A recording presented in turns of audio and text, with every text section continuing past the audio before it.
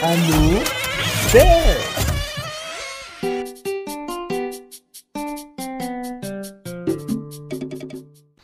Allez, bonjour à tous, bienvenue sur ce nouveau format que je vais faire de temps en temps. C'est le format atelier où je vais être aidé aussi du support informatique. Puisque il y a beaucoup de sujets. Alors du coup le titre c'est toutes vos voitures ne sont pas indestructibles, bien évidemment.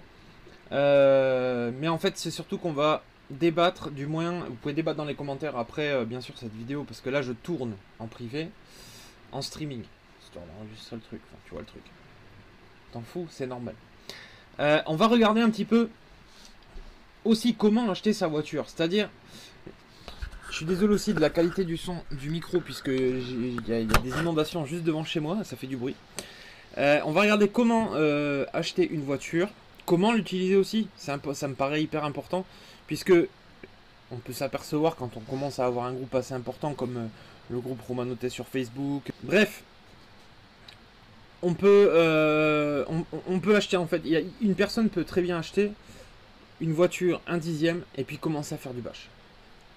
C'est pas une honte à lui, puisque du coup il voit sur YouTube, sur les forums, sur machin, des mecs qui font les ports avec leur engin parce qu'ils aiment ça, parce qu'ils sont conscients de ce qu'ils font, et d'autres qui vont prendre ça pour argent comptant. Donc ils vont se dire peut-être que je vais prendre cet engin là, il est pas trop cher, il a 200 balles, pam, je vais commencer à taper du saut, bon voilà, et puis finalement certains vont comprendre, ça fonctionne très bien. D'autres vont faire putain, je suis déçu du modélisme, ou je suis déçu de telle voiture parce que du coup elle a pas tenu dans ce que je voulais faire. Mais en fait, l'idée c'était que tu sois aussi informé comment acheter ta voiture. Ça compte beaucoup. Ça n'existe pas sur internet. Il faut vraiment commencer à rentrer dans le game pour commencer aussi à savoir quel engin est fait pour tel truc ou tel truc. On n'est pas sur des voitures radiocommandées classiques comme vous avez pu connaître quand vous étiez jeune. Ce message est destiné vraiment aux débutants. On est sur des voitures de modélisme. Donc, elles ont des grandes capacités pour tel ou tel truc. Et par contre, elles peuvent avoir des gros défauts. Vous allez voir de quoi je parle. On va attaquer directement sur les gammes 1/10. On va regarder ce qu'on trouve sur YouTube, sur Google. Voilà, donc ça c'est la première page que j'ai tapé. Vous avez vu, j'ai tapé Buggy 1/8. On descend et on tombe directement sur du Apsima. Alors celui-là je le connais pas. Si on va un petit peu plus à droite, encore Apsima. La Hobbytech BXRS1. Le Serpent, on va peut-être agrandir. Voilà. GB4 thermique, il y en a à toutes les sauces, vraiment. Donc le gars se dit, bon ben voilà, j'ai vu que ces buggy étaient pas trop chers, pour moi ça peut sauter tout ça. Par exemple, je vais sélectionner l'Apsima qui est chez RC Performance, hein, je connais pas forcément ce site, on va y aller, et regardez-moi ça. RC Performance le propose à 99,90 €. Bon, là le mec il va se dire, c'est pas cher, qu'est-ce qui se passe? Je comprends pas. Il va lire, il n'y a pas de moteur, il n'y a pas de cerveau, il n'y a pas de ci, il n'y a pas de là. Bon. Jusque là, tout va bien. Hop. Moi, je cherche une complète. RC Diffusion. Et là, voilà. Du coup, il va se dire, ok, ça c'est une voiture en lipo, machin. Il va commencer à comprendre le NIMH. Il va dire, il va me faire du lipo. Donc, il va trouver ce même modèle en lipo qui existe très bien. Qu'est-ce qui va se passer? Il va l'acheter. Il va l'acheter au prix de... Hein, si j'y arrive, parce que je maîtrise pas encore le délire. Il va acheter au prix de une centaine d'euros, 150 € on va dire.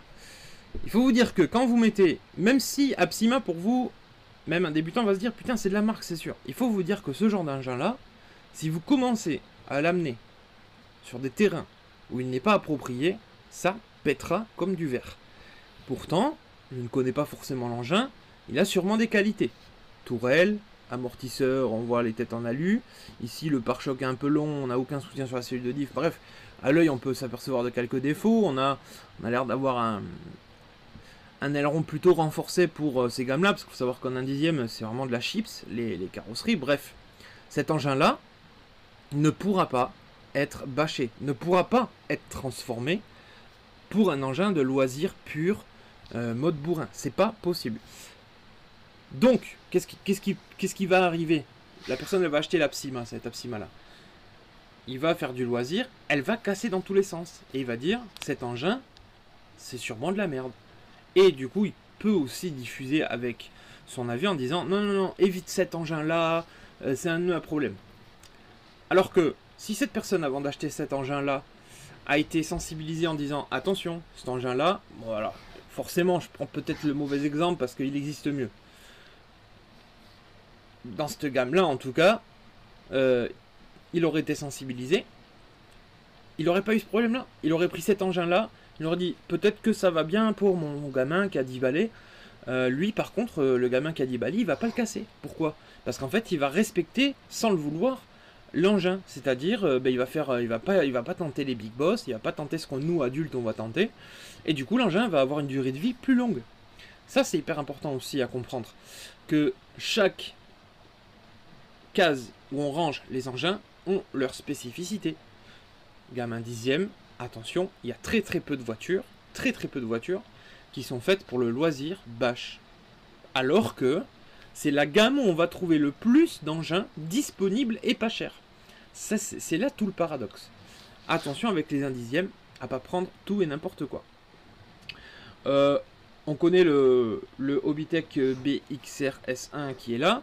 On connaît nombre de déceptions des gens, moi le premier, sur cet engin-là, mais j'ai pas pour autant j'ai craché sur cet engin parce que je savais pertinemment que je l'avais poussé au-delà des limites.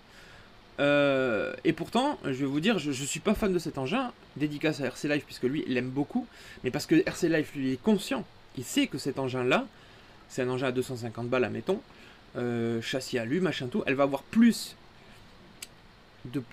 il va avoir plus de points positifs que cet Apsima. Et on peut continuer comme ça longtemps. Tu vas tomber, voilà, la Révolte par exemple, qui est vraiment une bouse. Si tu commences à l'utiliser sur circuit ou quoi, vraiment, c'est clair et net. C'est là où tu te dis, voilà. Bien évidemment, il va y avoir des engins beaucoup plus polyvalents. C'est-à-dire que quand nous, aussi petits youtubeurs qu'on est, quand on demande des conseils, on va essayer de trancher au fond de nous et on va dire, bon, ce qui serait bien, c'est qu'il se trouve un 1 dixième ultra polyvalent et qui jette pas de l'argent par les fenêtres, clairement. Dans l'idée, on va repasser en mode caméra, regardez, c'est comme en live, c'est pas fabuleux quand même. Dans l'idée, c'est que on pousse la personne qui n'a jamais roulé, qui ne comprend pas forcément ce domaine-là, à prendre un engin, peut-être un peu plus cher quelquefois, mais où au moins on est sûr que le gars, s'il décide de faire de la piste, il pourra faire de la piste. S'il décide de faire du bâche, loisir, il pourra faire du loisir. Et s'il décide de prêter la voiture, elle va pas, enfin, du moins un taux d'acceptabilité à l'erreur qui soit assez élevé. On retrouve pas forcément ça dans les gammes 1 dixième classiques. Les premières choses qu'on tape sur Google, je pars sur cet élément-là parce que on sait, vous et moi, qu'il y a beaucoup de gammes 1 dixième. Je citerai Yokomo, je citerai X-Ray. C'est des châssis compétition qui ne seront pas forcément plus solides. Bon, c'est plus solide que tout ça. Ils ne seront pas forcément plus solides en bâche ou en loisir, puisque c'est des engins pointus qui sont là pour la perf. Alors oui, ils vont avoir un taux d'erreur avec une grande acceptabilité sur circuit. Par contre, que tu commences à lui mettre des cailloux comme ça au sol, même un peu plus petit, que tu commences à avoiner tout ça, tu as un caillou qui se coince dans le cardan, ton cardan il est coincé. Ça c'est pareil pour tout le monde. Ça c'est pour les gammes de buggy 1 dixième. Et il est vrai que en général on va commencer, mec qui débute, on va lui conseiller un 1 huitième. Donc on va passer sur les gammes 1 huitième. Bureau. Voilà. On va essayer de mettre une caméra aussi, ça serait pas mal. Ben voilà. Ça marchait plus, maintenant ça marche, vous me voyez dans le coin. C'est pas mieux comme ça. Gamme 1 huitième, donc toujours pareil, j'ai pris en référence Google, Buggy 1 huitième, et qu'est-ce qu'on tombe? Alors on tombe sur les engins Banggood en premier, Tupac ZD, BX8 SL Runner, Thai-Food 4x4, 550 brochettes. Donc là on commence à rentrer sur quelque chose de beaucoup plus performant. Mais comment le débutant peut dire, merde, attends, il y a un Buggy à 189 là, j'ai une batterie, j'ai une radio, j'ai un chargeur, et là à côté, ça me propose beaucoup plus cher. J'ai putain, comment je vais faire? Il va falloir qu'il fasse des recherches encore et encore et encore. Bon, sachez que le Buggy 1/8, pour moi ici, c'est l'engin que je recommande le plus possible à tous ceux qui vont re-rentrer dans l'RC, parce que je ne considère pas quelqu'un débute en fait. Ils ont tous fait de la voiture radiocommandée en général. Ils te disent qu'ils débutent parce qu'ils sont honnêtes. Ils te disent je débute, mais j'ai déjà fait de la voiture thermique avec mon tonton, j'ai déjà fait de la voiture thermique avec mon père, j'ai eu une voiture thermique, j'ai monté une Altaïa. Ils ont tous fait quelque chose. Ou alors ils ont même fait de la Nico. Très très rare ceux qui ont jamais rien fait. Jamais rien fait. Très très rare. Donc en fait finalement c'est toujours une reprise. On va chercher un petit siège parce que ça commence à piquer les yeux. Si, de discuter, mais... J'avais dit que cette vidéo serait un petit peu longue, mais c'est logique. Dans les gammes 1/8, si vous voulez, la taille est vraiment au top du top. Avec les dimensions des transmissions, les dimensions de pneus, enfin tout est super bien équilibré, peu importe le modèle au final. Hein. Bon, il y a vraiment des modèles très très mauvais, je trouve. Et il y en a d'autres vraiment très très bons. Mais au moins, le taux d'acceptabilité à l'accident ou au défaut de pilotage est vraiment élevé. C'est-à-dire que l'engin va pouvoir faire, en règle générale, pour un bon engin, va pouvoir faire des tonneaux dans tous les sens. Et bien, ça sera à moindre coût. Ça pourrait être une tourelle pliée, ça pourrait être un écrou desserré que j'ai perdu, ça pourrait être un pneu éclaté parce que j'ai roulé dans l'eau, parce que je ne connais pas encore bien le modélisme, le nouveau modélisme. Ça pourrait être une petite surchauffe de moteur parce que j'ai appuyé comme un gros enfoiré pendant 1 heure et j'ai cru que c'était Nico RC. Bref. Dans les Buggy 1/8, il y a un taux d'erreur un peu moins élevé. Bon, on s'aperçoit qu'on a vraiment des grosses bouses en proposition, mis à part les 2 Arma qu'on voit apparaître. Donc, comme d'habitude, les gens savent que le brushless c'est trop vieux. Et du coup, le brushed c'est trop vieux, donc on va essayer de partir en brushless. Là, dans la première page, c'est pas mal parce que bon, on a un Buggy RTR de chez Apsima qui est là, on a le Python de chez Team Coralie, on a la NXT qui est plutôt bien, avec des défauts bien évidemment. Je suis pas là pour citer tous les défauts, mais dans les 3 gammes là, je les connais les 3. Le Apsima, je l'ai vu, je l'ai même réparé 2 fois. On va dire que sur les 3 voitures que j'ai citées là, c'est l'une des plus basses. Mais elle est potable, en vrai elle est potable. Le mec va pouvoir rouler, il y a une certaine fiabilité sur les transmissions. C'est vrai que les tourelles ça mange pas un copec, mais on a quelque chose de beaucoup plus robuste qu'un Buggy 1/10. Donc déjà, partir sur un Buggy 1/8 pour moi est la meilleure des démarches. Encore une fois, aucune machine n'est indestructible. Pour moi, alors il n'y a pas l'Arma Typhon, parce que j'aimerais bien le mettre dans le lot, puisque l'Arma Typhon 6S, si tu es débutant, fait partie pour moi aussi de mes favoris. DRC. Alors il y a l'Obao Hyper VS, hein, je le mets dedans parce que il fait partie aussi du game, hein, on est très clair. Mais c'est vrai que regarde, hein, tu tapes Buggy 1/8 sur Google, en toute neutralité, eh bien, on n'a pas forcément la Obao qui sort aussi, ni la Arma, c'est bien dommage. Mais bon, on a quand même le Python qui est là, donc ça fait plaisir. Niveau rapport qualité-prix, eh bien, pour moi, je vais situer le Python en avant complètement. Ensuite, je vais placer le Typhon, puisque le Typhon, c'est aussi une arme de guerre. Et puis derrière, le Obao Hyper VS 6S, puisque j'ai pu l'unboxer quand même. Je trouve qu'il est largement derrière un Typhon Typhon 6S, par exemple. Et puis sur ces 4 voitures-là, donc on a quand même un taux d'erreur qui est faible, puisque si tu tapes Buggy 1/8, tu vas te retrouver avec une machine plutôt bonne. Eh bien, tu auras moins de risques. Alors, il existe aussi des très bonnes voitures, mais qui sont des bouses. Et là, vous allez dire, mais qu'est-ce qu'il raconte? Regarde bien. Donc, je vais cliquer sur la Kyosho MP9. Kyosho MP9 est l'une, enfin, de ma connaissance, alors je vais vous parler de ça de 2019 ou 2018, la MP9 TKI 4 est une voiture fantastique. C'est-à-dire sur circuit, club, elle se comporte comme une reine.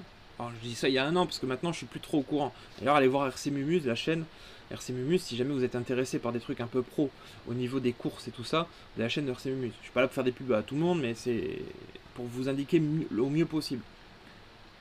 Ce Kyosho MP9 que vous voyez là, si tu vas le comparer à un Arma Typhon ou un Team Coralie Python, bah ce Kyosho va pas, on dirait une chinoiserie. Pourquoi? Parce que tu vas faire du loisir avec et tu vas tout éclater. Tourelle, elle va plier en 2-2. je sais pas, tu vas être déçu des plastiques peut-être au niveau des fusées, parce que tu te dis merde, attends, j'ai fait pas un choc de ouf, c'est cassé. Moi, mon Arma Python, mon Arma Typhon 6S, elle a pris le triple et elle n'est pas cassée. C'est là où le titre de la vidéo est important. Toutes les voitures ne sont pas incassables. Celle-ci, cette Kyosho MP9, là c'est le modèle RTR, hein, donc il est pas très cher, je crois qu'il est à 480 ou 469. Il faut l'optionner dans tous les sens pour pouvoir avoir une qualité similaire à un Python de chez Team Coralie ou un Typhon de chez Arma, alors que tu l'amènes sur circuit, tu vas amener ton petit Arma sur circuit et les gens ils vont dire non non non, minimum MP9, mec, commence à faire des temps, un truc à correct, t'auras de la pièce. C'est quoi ce paradoxe? C'est ça, c'est qu'en fait, eh bien, un modèle de chez Kyosho comme ça, entre guillemets haut de gamme, tu vas le péter en 3 secondes 2. Un modèle milieu de gamme comme le Team Coralie Python ou l'Arma, j'ai du mal, Arma Typhon ou Bao Hyper VS, eh bien, tiendra mieux pour du loisir. Voilà, toutes les voitures ne sont pas incassables, c'est pour cela que je vous le dis. Alors certes, une fois que tu as compris ça, eh bien, tu vas peut-être te dire, moi je suis plus passionné par le circuit, la finesse et tout ça, donc tu auras choisi un petit peu ta voie, ce qui n'empêche pas de changer plus tard. Il est là notre Arma Typhon.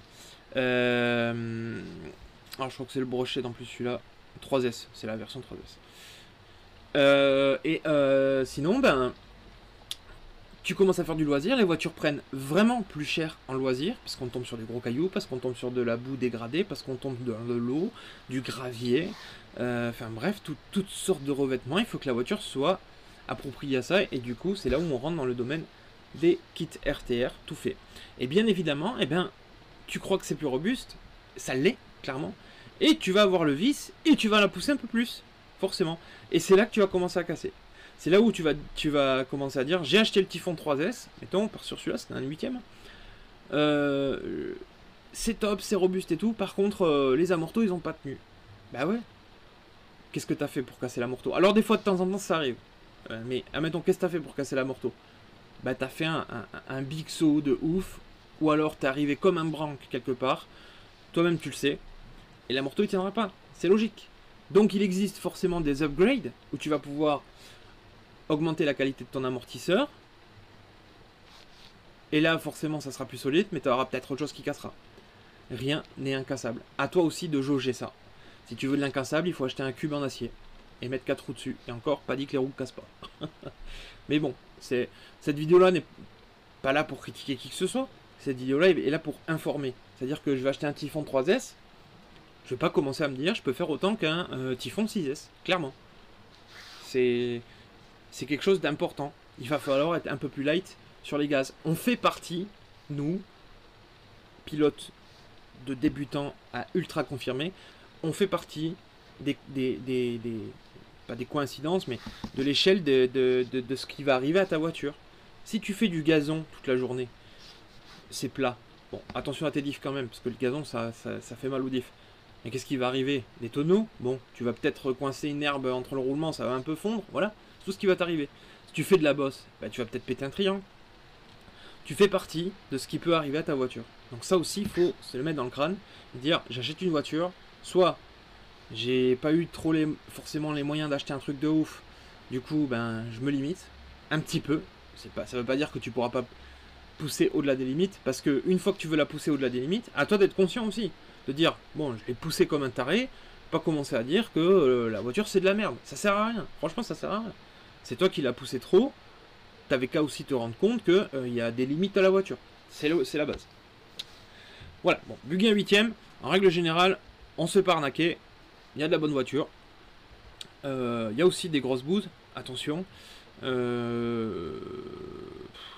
faut le dire, c'est la vérité, le runner, là, le BX8 SL runner, on n'est pas sur de la voiture, voilà, bon, elle a 189 €, mais je pense qu'au niveau du prix, tu es conscient, quoi. Tu dis, voilà, je vais faire du chemin, faut pas commencer à upgrade une voiture comme ça.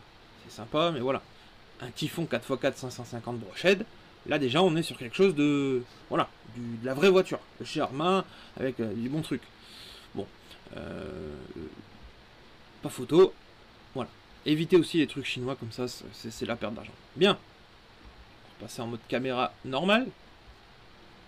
Tout ça pour vous dire que moi ici, je vais avoir tendance à conseiller du 1/8. Pourquoi? Parce que c'est la facilité un peu pour moi. C'est-à-dire, bah, tu débutes, je te conseille un 1/8, il y a de la pièce, c'est solide. T'as le droit à l'erreur. Ah mais effectivement, je me suis enfoncé un truc dans le doigt. C'était hier.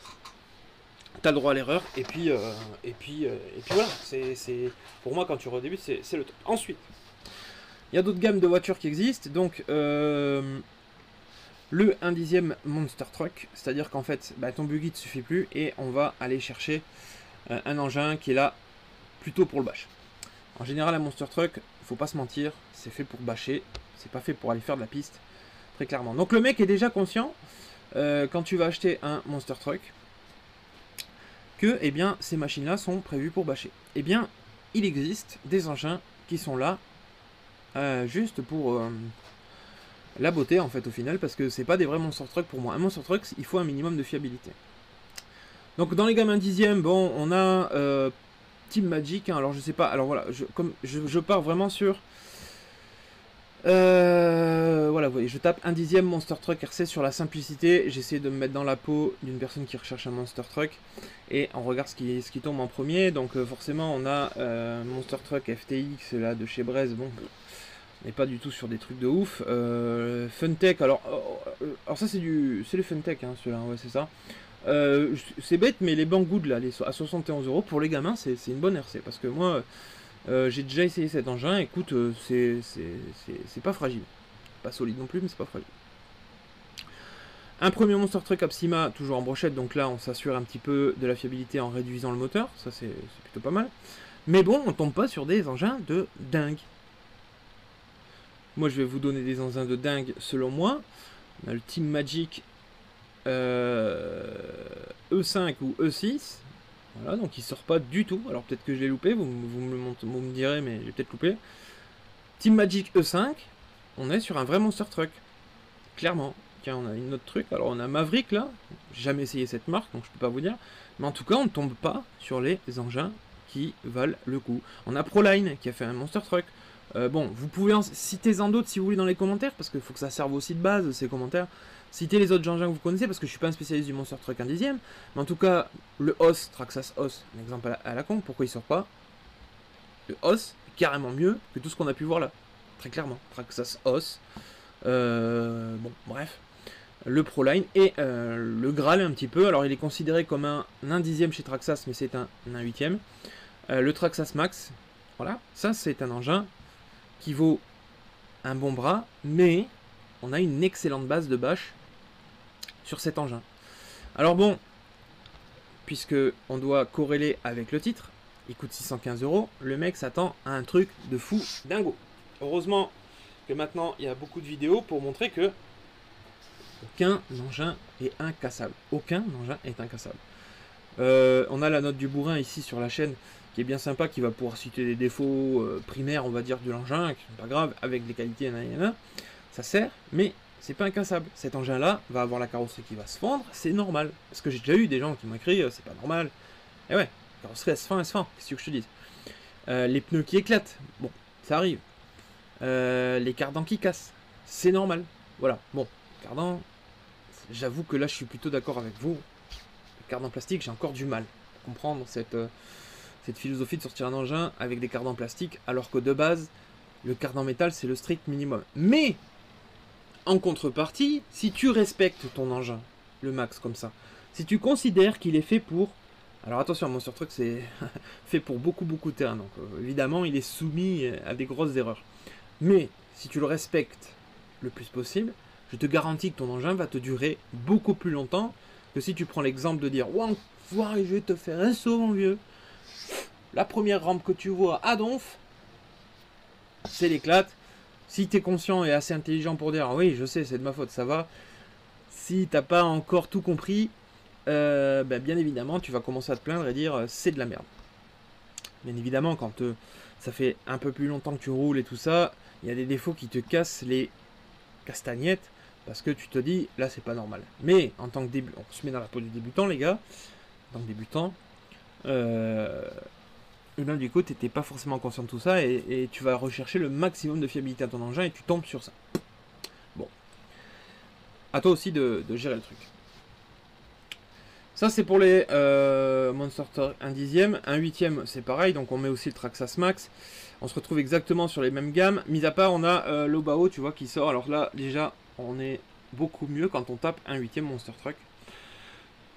Puisque on tombe sur l'Obao Hyper MT, qui, je ne sais pas trop ses défauts, mais en tout cas, je sais que si tu l'achètes, t'as pas perdu ton argent. C'est déjà un énorme point positif. Plus tu as une grosse communauté Obao, du coup ben tu seras sécurisé là-dessus. Un engin que je connais pas tellement, mais qui pour l'instant niveau fiabilité on n'est pas encore, on se place pas là-dessus. C'est lui, le Absiem Assassin. Bon, je vais pas cracher du tout dessus, mais je l'ai pas essayé. Il est vrai que le Kraton, alors j'ai mis 2 onglets exprès pour eux, parce qu'on va passer sur une autre gamme, donc on va parler du Kraton, du Chronos et du Kraton EXB juste après. On finit avec les Monster Truck, donc là on a Obao, Obao, et puis bon, les Outcasts aussi qui font partie du game, mais ça on verra après. Donc avec un Monster Truck un peu plus costaud, on va dire, le Monster Truck 1/8, c'est à peu près le même principe que pour les buggy, quoique un Monster Truck 1/10, beaucoup plus fiable qu'un buggy 1/10. Ok, on bascule directement là-dessus, puisque pour moi, on est sur une catégorie encore à part. C'est ma catégorie vraiment favorite. On peut appeler ça des Monster Truggy, pardon, parce que c'est une base de Truggy.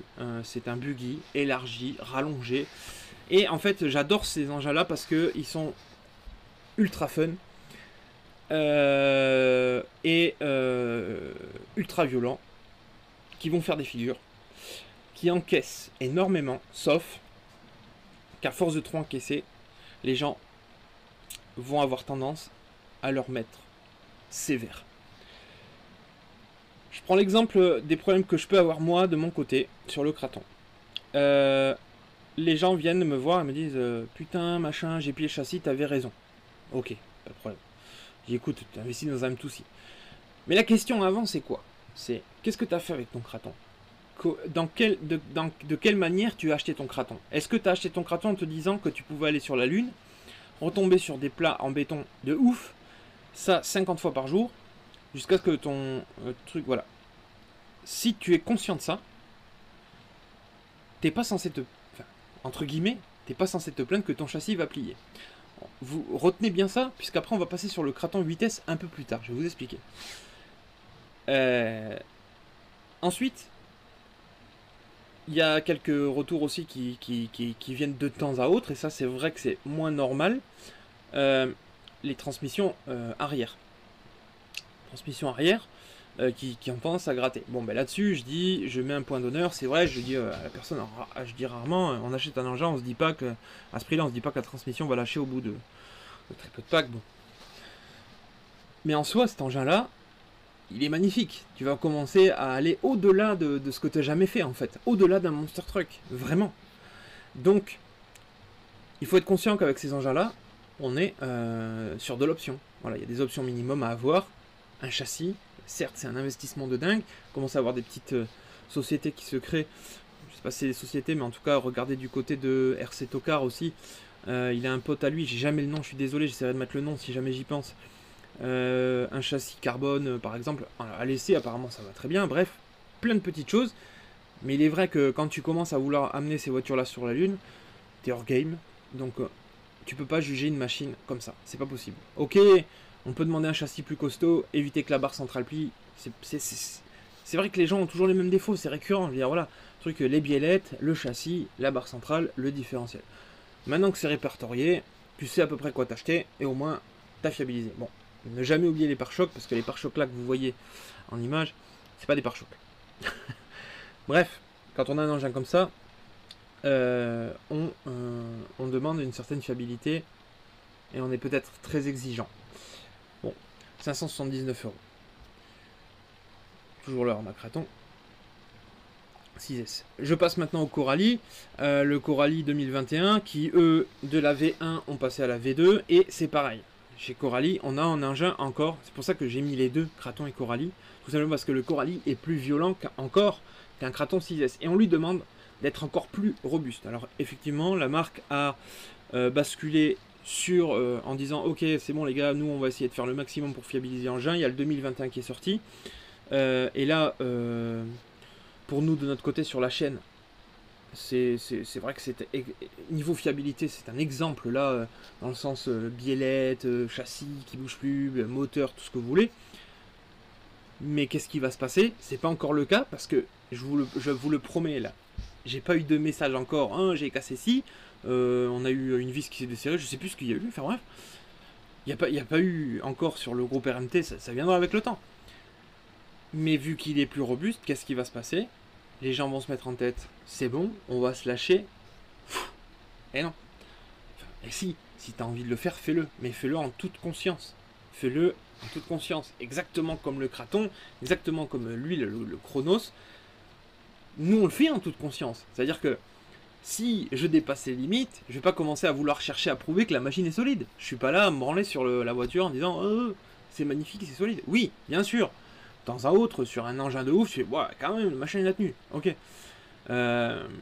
Mais si on dépasse les limites, eh bien, c'est là où on se dit, ok, là, c'est j'abuse. Et soit tu te détends et tu ouais, ceci, ou alors comme moi, c'est mon amusement aussi, moi, j'adore être borderline, c'est-à-dire, je trouve un spot, il est monstrueux, en vrai, parce qu'en caméra, ça rend jamais, c'est pas faux. Mais ça, tout le monde vous le dira, ceux qui filment maintenant, vous direz, mais oui, mais la caméra, ça rend pas la bosse que je fais. En vrai, elle est beaucoup plus grosse que sur la vidéo. Et tu dis, je suis borderline. Si tu crées une rampe, ce qu'on est en train de faire au club de Mourin, on crée une méga rampe. On va retomber dans une autre rampe. C'est quoi ça? C'est du borderline. Si je prends l'engin pleine face, est-ce que n'importe quelle machine que tu voudras, il y aura des risques de casse. C'est ça c'est ça le délire. Voilà pour les engins Truggy, Monster Buggy, pardon. Pour moi, c'est mes favoris puisqu'ils sont fun, robustes. Il faut le dire ce qui est, même s'ils ont tous leurs défauts, mais elles ne sont pas incassables. Ensuite, on va passer sur des engins un peu encore plus spécialisés. Vous avez vu, on est passé du 1/10 jusqu'au 1/8. Encore plus spécialisé. C'est un engin qui est en roller, et on peut voir là sur la photo que déjà, un élément visuel hyper important, eh bien c'est le pare-choc. Donc du coup tu te dis, tiens, qu'est-ce qui se passe? Pare-choc, carrosserie, bon carrosserie c'est peut-être la même, hein. Tourelle, aluminium 70-75, renfort châssis central, aluminium 70-75, renfort avant, aluminium 70-75. Alors pour information, le 70-75, c'est pour qu'il ait plus ou moins les propriétés de l'acier, mais attention, c'est très solide, 70-75, c'est très stylé. Le châssis entier 70-75, la protection des noix. Là, on commence à rentrer dans un domaine encore au-dessus.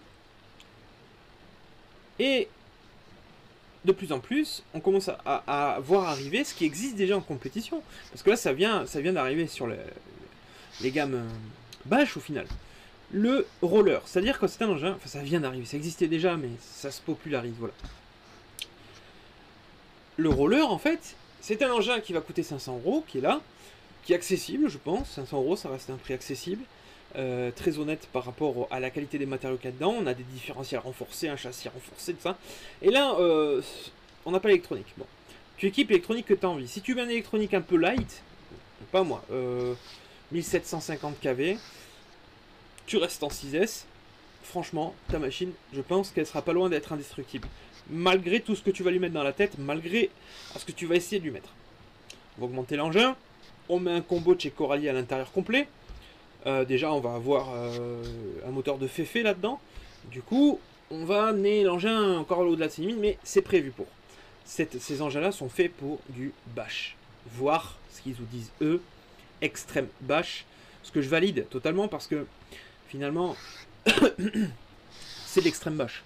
Quand tu envoies ton engin n'importe comment et que ça atterrit un peu n'importe comment, c'est que le niveau cérébralement, t'es parti. Il n'y a plus personne. Je m'en bats les races, mon gars. C'est un EXB et j'envoie du pâté. Et voilà. On n'est pas là pour souligner les défauts des engins, c'est vraiment pour vous montrer un petit peu qu'il existe des engins comme ça. Et attention, surprise, oh grande surprise, le titre de la vidéo c'est quoi? Les engins ne sont pas... Relis-le si tu l'as pas lu. Cet engin-là peut casser. Eh oui, aucun engin n'est indestructible. Demain j'ai un EXB, tu me dis, Romain, oui, casse-le. Je le casse. Je vous le jure, toi aussi. Parce que rien n'est incassable. Par contre, demain je te dis, essaye de comprendre la plage d'utilisation de ton engin et essaie de respecter cette plage et de temps à autre, borderline. Tu vas voir, la durée de vie de ton engin va littéralement augmenter et en plus de ça, tu vas commencer à lui faire une méga réputation parce que tu vas dire putain, j'ai respecté la plage d'utilisation et ça tient. C'est un bon engin. Si l'engin par contre, t'es dans la plage d'utilisation, ne tient pas, tu as le droit de pas être content. Bon, après ça reste de ton avis à toi, mais en général, on n'est pas trop bête, même si les Français sont considérés vraiment comme des cons. La plage d'utilisation, tu la comprends assez vite. Si ça tient pas dans cette plage, c'est qu'il y a forcément une sorte de défaut, l'engin. Voilà. Voilà pour le Kraton EXB. On passe au Traxxas X-Max, qui est pour moi l'engin le mieux étudié du marché. C'est-à-dire qu'en fait cet engin-là, autant dans sa puissance, qui est moins puissant qu'un Kraton, Chrono, ce que vous voulez, mais qui est largement adapté à la taille, parce qu'on est sur une taille 1/5, et là au niveau bâche, tu vas pouvoir le bâcher comme un gros bâtard. Là aussi, alors je vais pas m'éterniser sur le Traxxas X-Max, vous avez des vidéos dans tous les sens, États-Unis, Autriche, France, Espagne, il y en a partout, je vais rien vous apprendre sur cet engin-là. J'ai toujours dit que là, il vaut son prix, ça vaut 1000 balles, il y a des défauts, et comme dit le titre, tout engin n'est pas incassable. Le X-Max, tu auras la bête du Gévaudan, eh bien, tu arriveras à le casser. Tu arriveras à casser des fusées, tu arriveras à casser des roulements. Et encore une fois, le roulement fait partie de cette fameuse plage d'utilisation, parce qu'on est dedans et le roulement casse. Bon, ça fait partie du défaut de la machine, mais à côté de ça, la machine, elle est rentable. Donc voilà. Et pour finir cette vidéo, on va terminer sur le Arrma Kraton 8S, un engin que je me rêve aussi, parce que voilà. Et pourtant, et là cette fois-ci c'est clair, niveau fiabilité on est sur quelque chose de encore trop fragile et tout ça ici et là. Et vu qu'il y a un mais, je connais plutôt la plage d'utilisation de cet engin, c'est-à-dire qu'elle va m'intéresser sur du terrain où je vais pouvoir faire des réceptions en pente, où je vais pouvoir faire du terrain un peu mou. Et oui, pourquoi? Le X-Max, c'est un monster truck, comme on l'a dit pour les gamins 10, un 8, c'est un monster truck. Donc sa tendance à lui, c'est quoi? C'est de partir en tonneau, même si c'est difficile de le faire. Hein. Je le connais très bien. Un Monster Truggy, lui, il va encore plus, logiquement, entre guillemets, accepter les dévers et tout ça. Et c'est pour ça que cet engin-là a l'air vraiment fantastique dans sa taille. Bon, pour l'instant, c'est pas encore ça. Il est trop lourd. On est sur des limites architecturales. Donc bon... on va essayer d'attendre un petit peu, de voir s'il y a une autre version encore qui sort, mais il est vrai que tu dois limiter la plage d'utilisation pour 1029 €. La plage d'utilisation est un peu trop petite.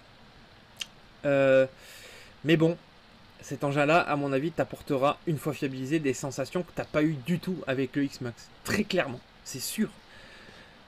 Il n'est pas au point. J'imagine pas un Chronos en 1/5 par exemple. Un Chronos en 1/5, waouh, avec une fiabilité. Attention, parce que là, encore une fois, le Kraton 6S, il va être fiable, le Kraton 8S l'est pas. Pourquoi? Pourtant c'est la même, parce que l'architecture ne convient pas pour le moment. C'est pas au point, ça viendra. J'en suis sûr et certain que ça viendra, si les constructeurs tiennent bon la barre, ça viendra. Enfin bon, bref, on n'est pas là pour ça, mais la plage d'utilisation est très restreinte pour 1029 €. Mais voilà, si tu respectes la plage d'utilisation, je pense que ton Kraton 8S, il sera plutôt pas mal. Bon, eh bien, transition live. Tout ça pour finir, que, eh bien, aucune voiture n'est indestructible. Ça, on est d'accord. On essaie de faire le tour Et j'ai pas tout cité, j'ai pas fait exprès, c'est pas du tout voulu. Donc n'hésitez pas à mettre en commentaire si vous avez une voiture à recommander, si vous avez eu des voitures où vous dites tiens celle-là c'est le bon rapport qualité-prix parce que si, parce que là. Essayez d'effacer aussi tous ces préjugés qu'on peut entendre parce que moi ça va, je suis habitué dans le sens où je sais ce que j'achète maintenant, mais il est vrai que des fois on peut conseiller une machine et finalement ouais merde, blasé. Donc essayez de voir aussi, de diffuser aux autres la plage d'utilisation de la voiture. C'est très important. C'est-à-dire que un X-Max, c'est là où je voulais vous démontrer le truc, un X-Max n'a pas la même plage d'utilisation qu'un Kraton vitesse. Voilà, c'est clair et net. Le X-Max, sa plage d'utilisation, elle est comme ça. Le Kraton vitesse, elle est même pas de moitié. Tu vois? Ça me paraît important parce que ça évitera des déceptions de certaines personnes. De plier un châssis, de casser des triangles, une carrosserie peut-être trop fragile. Tu vois, sur toute la gamme que je parle, là, de tomber sur une chinoiserie. Je veux dire, limite, c'est presque une loterie maintenant de dire un débutant qui recommence. Putain, t'imagines dans la tête du gars? Faut vraiment qu'il aille un peu loin dans le domaine pour commencer à trouver quelque chose de honnête, entre guillemets. Et en plus de ça, il faut que derrière, ils comprennent une certaine plage d'utilisation. Je veux dire, on peut pas faire tout et n'importe quoi avec une RC. Ça aussi, il faut le comprendre, et je crois qu'il n'y a que l'expérience qui fait que. Mais l'expérience, si tu commences à avoir dépensé 2000 balles avant d'avoir le bon truc, ben, elle peut te décevoir. Alors que si on t'avait informé au préalable que ben ça, c'est fait pour ci et ça, c'est fait pour ça, je pense que tu aurais été tranquille. Et j'espère pouvoir apporter ne serait-ce qu'une petite goutte d'eau dans l'océan en ayant fait cette vidéo-là, et continuer à perpétuer ça, de manière à ce que le futur acheteur, ou l'acheteur qui a déjà acheté et qui va réacheter, soit bien guidé dans son achat. Et c'est toujours pareil dans le partage de la RC. Pour moi, c'est ma vision des choses. J'espère que cette vidéo vous a plu. Elle est unique sur la chaîne, c'est la première fois. Le lot du jour, c'était Stéphane276. Le sponsor, c'est Brest Modélisme. Mais bon, n'a rien à voir avec cette vidéo, mais je le dis parce que eh ben, il continue à me sponsoriser. N'hésitez pas à vous abonner à la chaîne, n'hésitez pas à partager mon petit Instagram qui est là, Romanotest, mon petit Facebook qui est là, Romanotest. Et je vous fais plein de bisous, partage, cœur et amour. Et puis on se dit à très bientôt sur la chaîne. Salut!